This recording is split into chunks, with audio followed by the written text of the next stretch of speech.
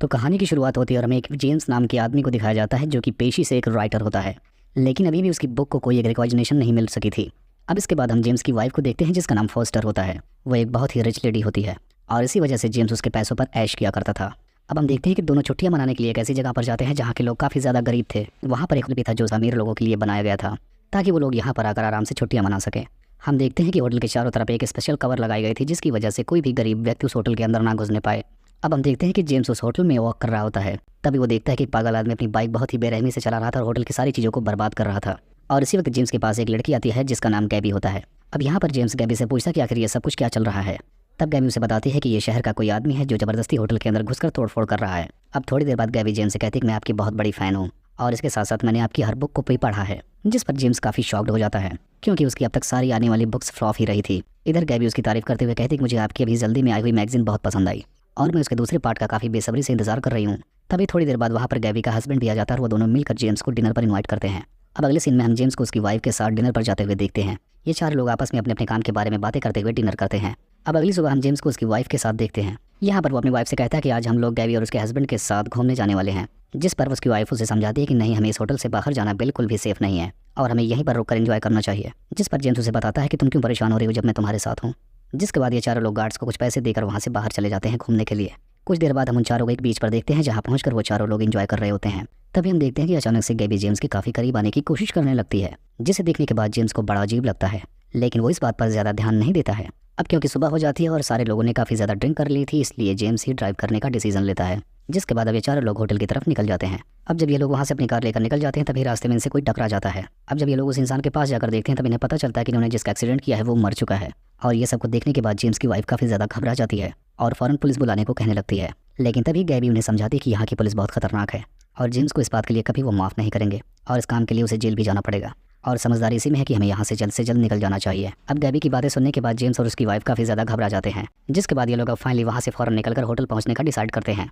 Hotel पहुँचने के बाद ये लोग अपने अपने कमरे में जाकर सो जाते हैं और जब सुबह जेम्स की आँख खुलती है तो उसके दरवाजे पर कोई नॉक करता है। अब वो डरते हुए जाकर अपने दरवाजे को खोलता है, लेकिन जैसे ही वो दरवाज़ा खोलता है तो उसके सामने एक पुलिस की टीम होती है। यहाँ पर ये लोग जेम्स और उसकी वाइफ से पूछताछ करने के लिए आए होते हैं। जिसके बाद अब पुलिस वाले जेम्स और उसकी वाइफ को पुलिस स्टेशन लेकर जाने लगते हैं। अब पुलिस स्टेशन ले जाने के बाद ये लोग जेम्स और उसकी वाइफ से उस आदमी के बारे में पूछताछ करते हैं जिसकी पिछली रात में एक्सीडेंट हो जाने की वजह से मौत हो गई थी।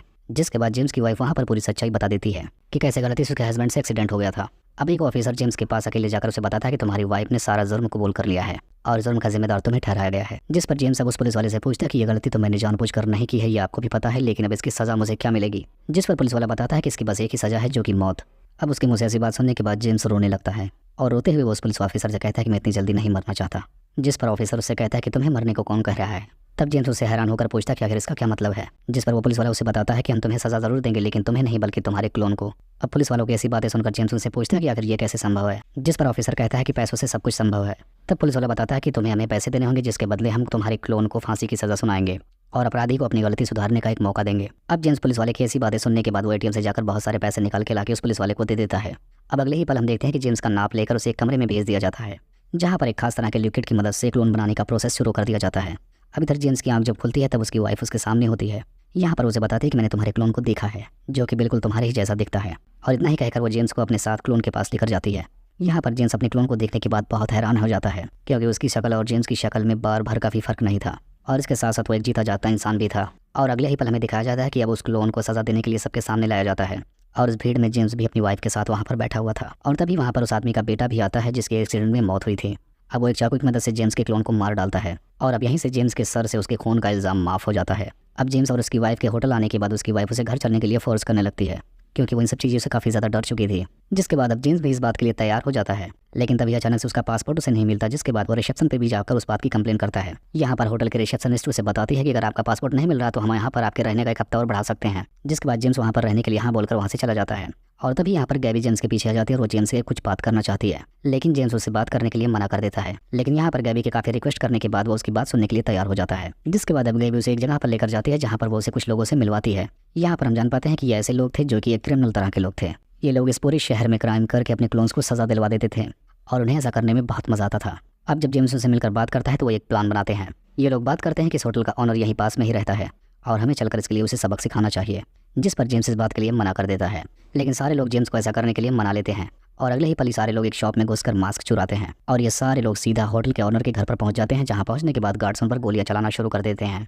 लेकिन ये सारे लोग भी जवाबी कार्रवाई में उस गार्ड को मार डालते हैं और अब इसके बाद गैबी जेम्स के हाथ में गन पकड़ा देती है और उस ओनर को उससे शूट करवा देती है। इस पूरे कांड में इनके एक साथी को गोली भी लग जाती है। अब जैसे ही ये सारे लोग होटल में आते हैं वैसे ही पुलिस आकर इन सारे लोगों को अरेस्ट कर लेती है। अब इस के पास एक पुलिस ऑफिसर आकर बताता है कि तुम सबके पहले से बहुत सारे क्लोन्स मारे जा चुके हैं, इसीलिए तुम सबको सजा देने के अलावा हमारे पास कोई और रास्ता नहीं है। और अब इतना ही बताकर उन सबको एक कमरे में ले जाया जाता है, उन सबको लिटाकर उनका गला काट दिया जाता है। और अगली सीन में देखा जाता है कि सारे मेंबर्स ऑडियंस की तरफ बैठकर ये चीज़ देख रहे होते हैं, यानी जिनका गला काटा जा रहा था वो सबके सब इनके क्लोन्स थे। और यहाँ पे मौजूद सारे लोग ऑडियंस के बीच बैठकर अपने क्लोन्स के मरने का मजा ले रहे थे। जेम्स को भी इस काम में काफ़ी मजा आने लगा था और जब वो अपने कमरे पर जाता है तब उसकी वाइफ उसे वहाँ से चलने के लिए मना करने लगती है, जिस पर जेम्स कहता है कि मैं यहाँ से अब कहीं नहीं जाने वाला। और वो कहता है कि तुम्हें जाना हो तो जाओ, लेकिन इस बात से उसकी वाइफ काफ़ी ज़्यादा हर्ट हो जाती है। अब इसके बाद उसकी वाइफ वहाँ से चली जाती है। अब अगले सीन में हम जेम्स को उसके और गैवी के ग्रुप में देखते हैं। ये इन लोगों के साथ काफ़ी ज़्यादा एंजॉय कर रहा होता है और सारे लोग अचानक से मिलकर उस पुलिस वाले को ही मारने का प्लान बनाने लगते हैं, जो कि उनके क्लोन्स बनवाया करता था। और अगले ही पल सारे लोग पुलिस स्टेशन पहुंच जाते हैं। पुलिस स्टेशन पहुंचकर वो लोग पुलिस ऑफिसर को किडनैप कर लेते हैं और वहाँ के सारे मेंबर्स मिलकर उसे कहते हैं कि जेम्स ही पुलिस वाले को मारेगा। और अब जेम्स भी ऐसा ही करता है, वो उस पुलिस वाले को बहुत मारता है। लेकिन जब गैबी उस पुलिस वाले के चेहरे से कपड़ा हटाती है तो जेम्स बिल्कुल शॉक्ड हो जाता है, क्योंकि जेम्स जिसे इतनी देर से मार रहा था वो पुलिस वाला नहीं बल्कि उसका क्लोन ही था। और अब गैबी हंसते हुए उससे कहते कि हम तो बस तुम्हारे साथ मजाक कर रहे थे। लेकिन जेम्स को इस बात से बहुत ही बुरा लगता है और वो फौरन अपने होटल के कमरे में चला जाता है। अब अकेले में सोचने के बाद उसे पता चलता है कि ये ग्रुप वाले लोग तो काफ़ी ज़्यादा खतरनाक हैं, ये सारे लोग मिलकर बस मेरा इस्तेमाल कर रहे हैं। जिसके बाद थोड़ी देर बाद उसे बाथरूम से उसका पासपोर्ट मिल जाता है। यहाँ पर हमें पता चलता है कि जेम्स का पासपोर्ट कहीं गुम नहीं हुआ था, बल्कि उसने जानबूझकर अपना पासपोर्ट चुरा दिया था ताकि उसे यहाँ से जल्दी से जाना ना पड़े। लेकिन अब इस कांड के बाद वो किसी भी हाल में यहाँ से जाना चाहता था, इसीलिए वो अपना पासपोर्ट लेकर एयरपोर्ट जाने वाली बस में बैठ जाता है। लेकिन थोड़ी ही देर बाद गैबी अपने पूरे ग्रुप के साथ वहाँ पर पहुँच जाती है, जिसके बाद वो लोग बस को घेर लेते हैं और जेम्स को उतरने को कहने लगते हैं। अब क्योंकि गैबी के पास गन थी इसलिए जेम्स को अपनी जान बचाने के लिए बस से उतरना पड़ता है। अब गैबी और उसके साथी जेम्स को पैदल ही उसके होटल तक लेकर जाते हैं। अब जेम्स को उनका बिहेवियर बिल्कुल भी अच्छा नहीं लग रहा था। वो पूरे रास्ते यही सोचता हुआ जा रहा था कि काश वो अपनी वाइफ के साथ अपने घर लौट गया होता। और अब कुछ दूर आगे जाने के बाद वो अचानक से वहाँ से भागने लगता है, लेकिन तभी गैबी अचानक से उसके पैर में गोली मार देती है। लेकिन तब भी जेम्स रुकता नहीं, वो जंगल की तरफ भागता हुआ चला जाता है। और तभी उसे अचानक से अपने सामने दो लड़कियां दिखाई देती हैं, जो जेम्स को घायल देखकर उसका इलाज करने लगती हैं। अब जब एक रात वो उसी जगह से निकलने वाला था तो गैबी उसकी पूरी टीम आकर उसे घेर लेती है। अब यहाँ पर गैबी उसे बताती है कि अगर तुम्हें यहाँ से जिंदा वापस जाना था तो तुम्हें हमारे एक डॉग को हराना होगा। और इतना कहकर ही वो अपने कार से जेम्स के एक क्लोन डॉग को बाहर निकालती है। अब इधर जेम्स अपने क्लोन को देखने के बाद उसे मारने से मना कर देता है, जिस पर गैबी उसे बताती है कि तुम्हें इसे मारने के अलावा कोई और रास्ता नहीं है, इसीलिए तुम इसे जल्दी से मारकर हमारे साथ वापस चलो। अब कोई और रास्ता ना होने की वजह से जेम्स को अपने क्लोन को मारना पड़ जाता है। और अब हम जेम्स को अगली सुबह उसे उसके होटल में देखते हैं, जहाँ पर वो अपनी वाइफ को कॉल करके उसे सॉरी बोलता है। वो अपनी वाइफ से कहता है कि प्लीज़ मुझे तुम माफ़ कर देना, मैं तुम्हारे पास वापस आ रहा हूँ। असल में उनकी छुट्टियाँ खत्म हो रही थी, इसलिए सब अपने अपने घर वापस जा रहे थे। अब सारे लोग एक एक करके बस में बैठने लगते हैं और एयरपोर्ट के लिए रवाना हो जाते हैं।